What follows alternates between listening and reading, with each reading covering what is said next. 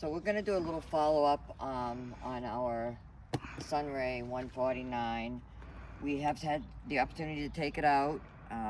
We had some pros and cons, and I don't even want to really call them cons, just things that we need to address after using it. Keep in mind that we are not full-time RVers, full-time campers. We go out anywhere from a weekend to a couple of months at a time.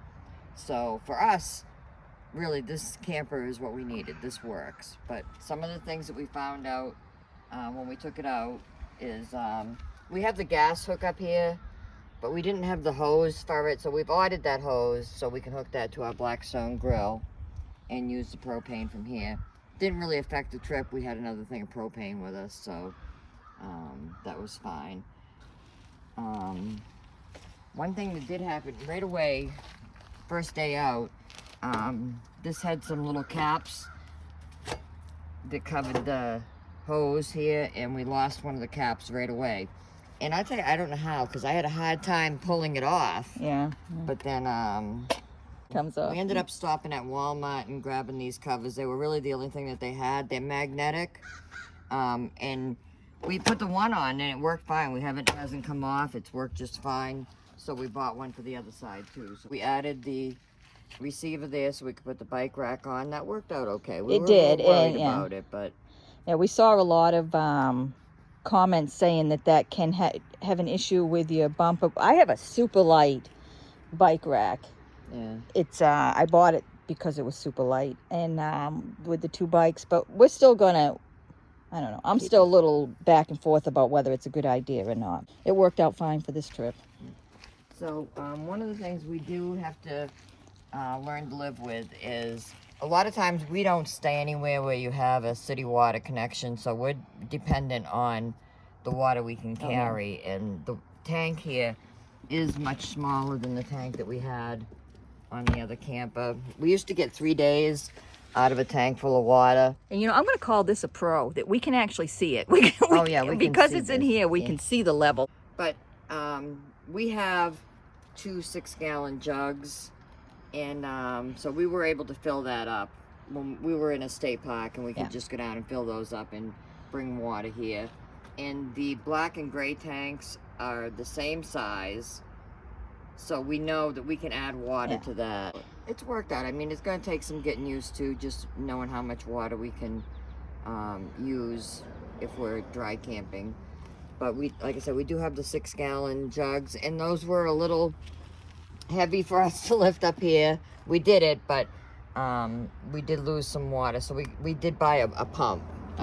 So we can pump the water in, and we don't have to lift them up. And we're okay with having the 2 separate dump things. Yeah, that didn't bother us at all. The one hose. We're not sitting in a park someplace where we would be hooked to septic all the time. Usually we stop and just dump the tanks. So doing them one at a time is just fine. Just do the black one first. Use your Black water flush. Yeah. So we flush that and then do the gray water. Yeah. We have it hooked up to electricity right now because our AC is out in the house. Yeah, we actually had to sleep. So we slept in here the other night because it was too hot in the house. We had a couple 90-degree days. The little air conditioner worked fine. Yeah. It's fine. It's quiet enough so you can stand to be in there with it running. It ran off of our regular. We only have a 15 amp. It ran off of that. Yeah. Started the other one. We would have to put 2 generators out here and have them running as well as the air conditioner just to get it to start.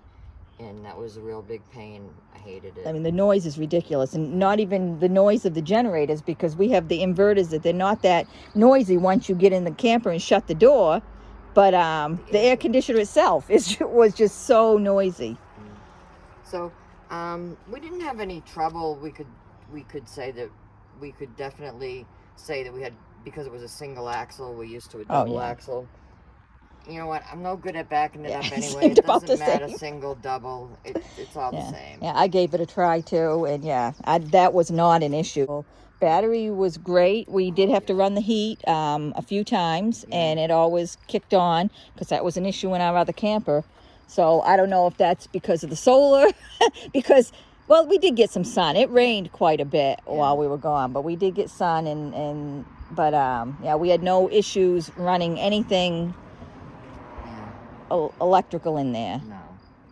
We did add an extra 100 watts of solar. I think we mentioned that before. Our refrigerator ran the entire time. Yeah. We should preface this, we didn't have electricity at our site. Yeah, we it was, did not. Yeah, Yeah, it was a state park with no water, no electric. It was just, Yeah, and we were there for 3 days, and everything ran fine. We did run the generator 2 nights for a couple of hours after supper before we went to bed, but... Yeah, just to make sure.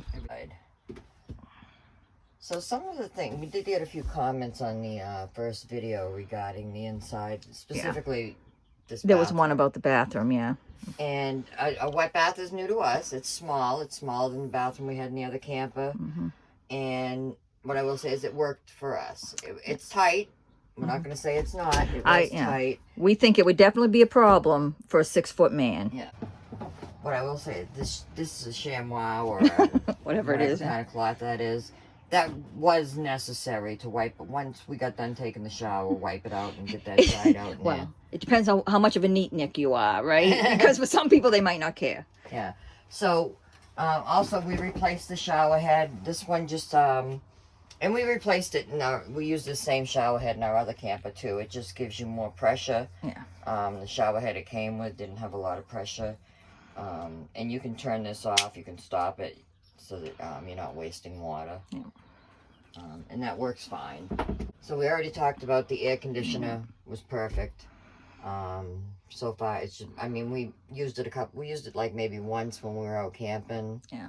And then we used it the other night here and to sleep in. Refrigerator ran fine off the solar, off the battery. We were happy with that. Right, so we had plenty of storage with this. What we did over here with the bed and putting that storage, more than enough of storage. It was no problems with that. So that was, I don't know if we talked about, but that was an issue for us trying to find a camper that works for us, having 2 separate sleeping spaces. Yeah. So, that was a thing for us with a smaller camper because, we don't want to sleep in the same bed. Yeah, and a lot of them are geared towards couples or, families. This one actually had a queen-size bed over here, queen-size mattress. We took that out and put some extra storage in. And I just put that one down at night and I sleep there. Yeah. And, again, 6-foot man is not going to like that. Yeah. I say I'm 5'4", I'm probably closer to 5'3". I had plenty of room over there. It was no problem. I don't mind sleeping there at all. One issue we did have, and we've already contacted the dealer, and we're going to take it back over. We got to go pick up our ladder anyway, is we have these USB outlets. We have 2 of them. There's one here, and there's one over by the refrigerator, over the refrigerator. And one of the outlets doesn't work, and we tried everything. We tried different cords, different phones, different everything we tried to, and it just doesn't work. So we're going to have them take a look at that, but they're fine with that. They just said bring it over, they'll look at it. So we'll have to follow up and see where we land on that.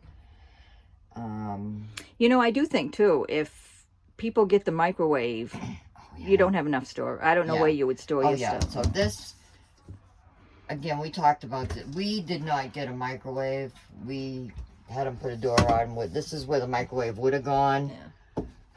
But this is just our cabinet. It's a big, good-sized cabinet. All of our spices are in there, coffee, tea. All our food fit fine in there. We don't have much in there now because we're not camping right now, so we don't have. So over here was just some extra food storage. Bathroom stuff goes in here. Anything that would have gone in the medicine cabinet previously is over here. Sue keeps her clothes and stuff in there. My clothes go down under that. And I just have a duffel bag I throw in there, and my clothes go. There's plenty of room there. This was a little addition. I'm sure we talked about it before. And actually, it was great that's where our shoes go. It was really good. Because it's such a small space that, if you have 2 or 3 pairs of shoes a piece, you get your flip-flops, we got our hiking shoes, and then you get your walking around shoes. Yeah. We could keep them in the truck. Yeah. But that's a nice spot, and the little pull-out thing worked great. Yeah. So we did use the stove, obviously, to make coffee and tea no and problems stuff. with that. We generally don't cook in here, so, between the table and this space here, we had plenty of space. The sink's smaller than the other camper, but we're working with it. Yeah. So we did have one comment about somebody was asking because they heard that this camper is not built that well, or they're in trouble with customer service. The customer service thing, we are not dealing with the manufacturer. We're dealing with the dealer we bought it through, and they'll deal with the manufacturer. So I don't expect an issue. Yeah. But if we do have an issue when we bring it back for the repair of the USB, we'll let you know. Okay, so that being said.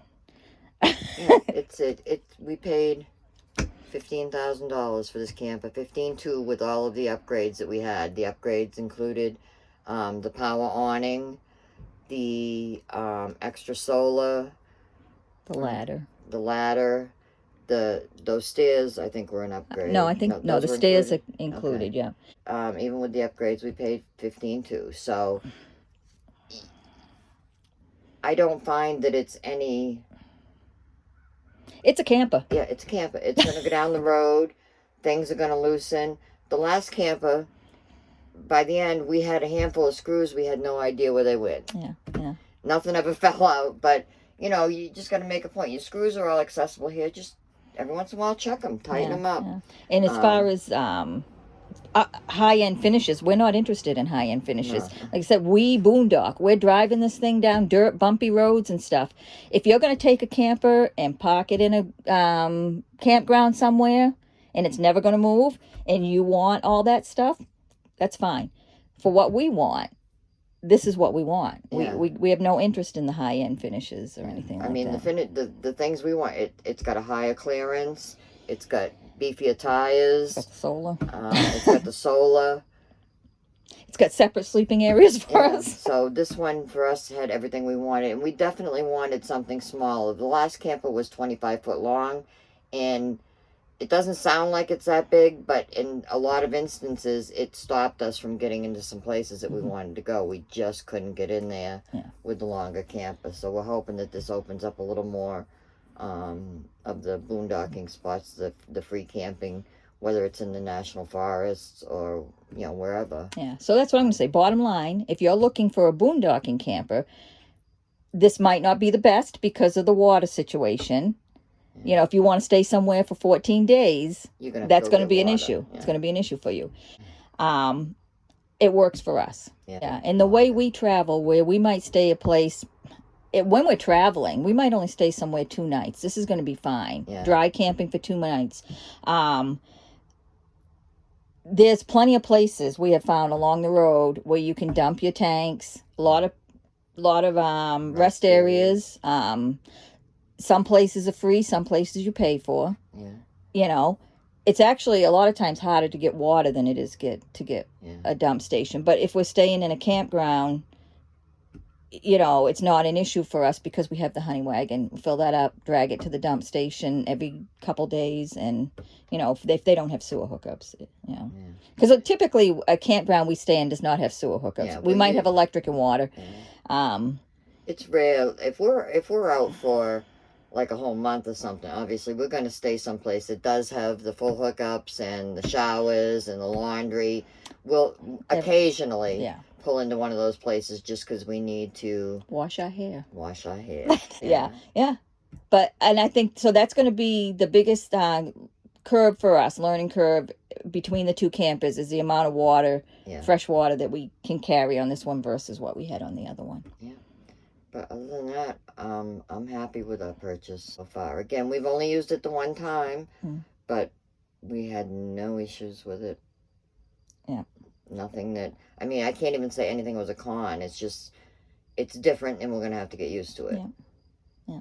And we knew that going in. We didn't buy this. It wasn't a impulse buy. No. We've been camping. We knew what we wanted. First time campers, I don't think you're really ever going to get what you really want. And actually we were close with that other camper. Yeah, we liked it. It was fine for us for the whole time we used it. We just now decided we wanted to, go smaller. Did save 2 gallons. Yeah, I got a little bit better gas mileage towing this one than the other one. The other one was 10 miles to a gallon. This one we got 12. So I guess that's it. I can't think of anything else. But overall, we're happy with it.